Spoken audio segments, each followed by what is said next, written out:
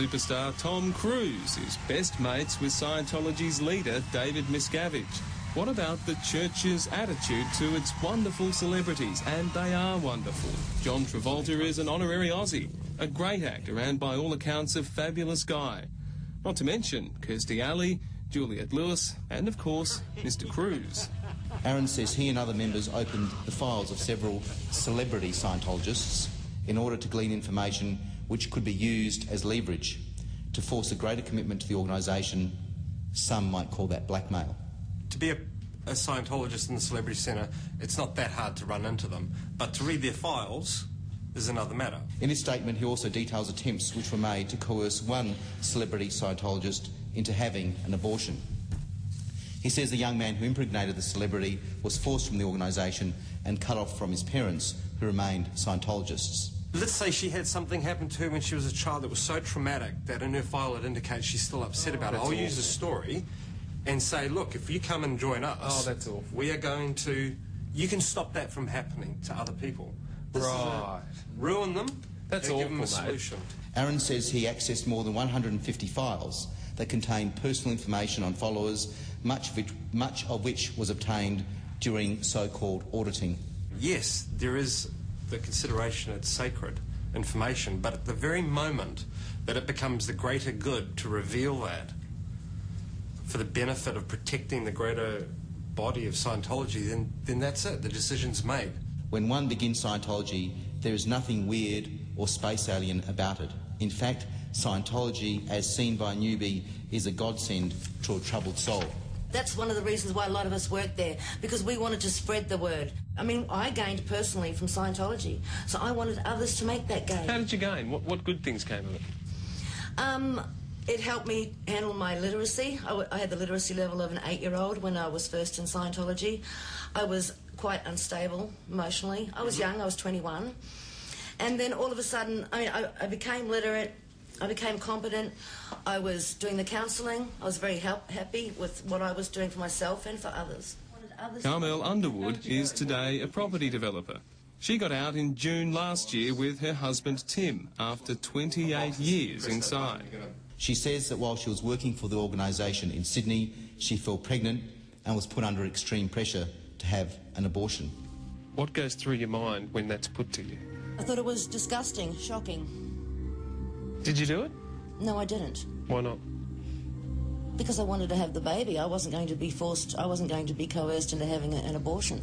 Carmel says she also witnessed a young girl who had been molested by her father being coached as to what she should say to investigating authorities in order to keep the crimes secret. Carmel's husband Tim supports his wife's story and says the couple suffered serious financial hardship because of their involvement in the organisation. With that financial hardship comes the promises paid for, yet not delivered.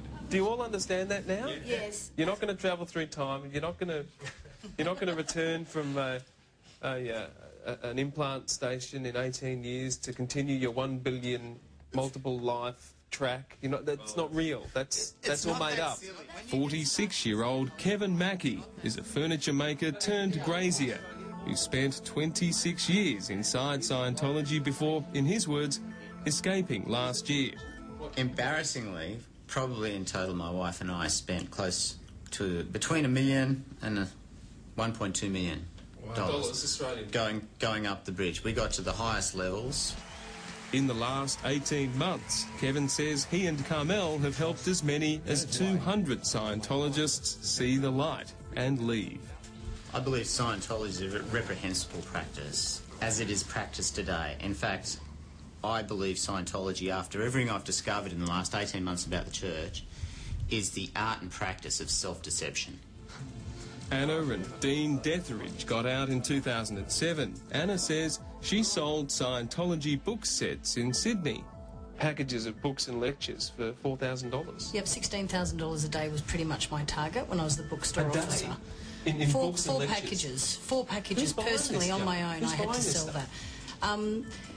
Public. The technology that it most has embraced is the technology of public relations, and it uses that extensively on its parishioners to create the environment where you will give long hours and a lot of money. And That's correct. That's their technology. They may have embraced no other subject as well as that one. We may or may not be super beings yet.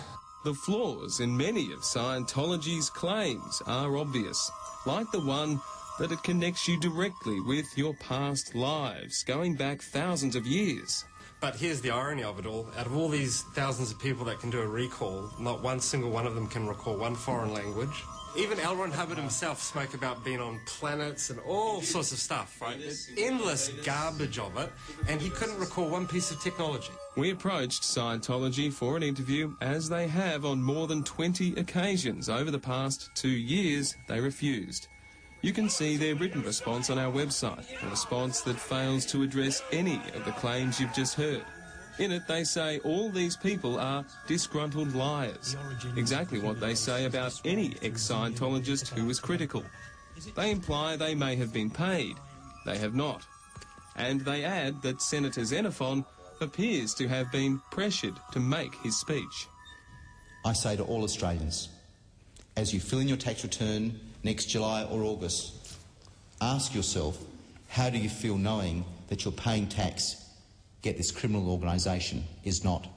How surprised are you that Senator Xenophon is sticking his neck out? Quite surprised. Amazed. Yeah. Why do you think he's doing it? He cares. He does know this is a con job. Judging by his track record in federal parliament, he's a man who honestly believes in a cause, and he's a man who hates injustice.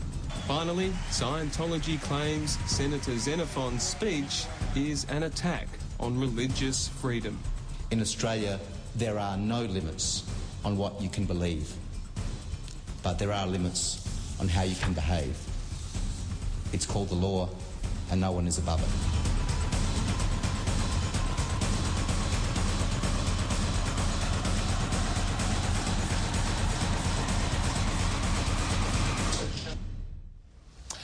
And we should point out that no one in that story was paid or pressured to talk.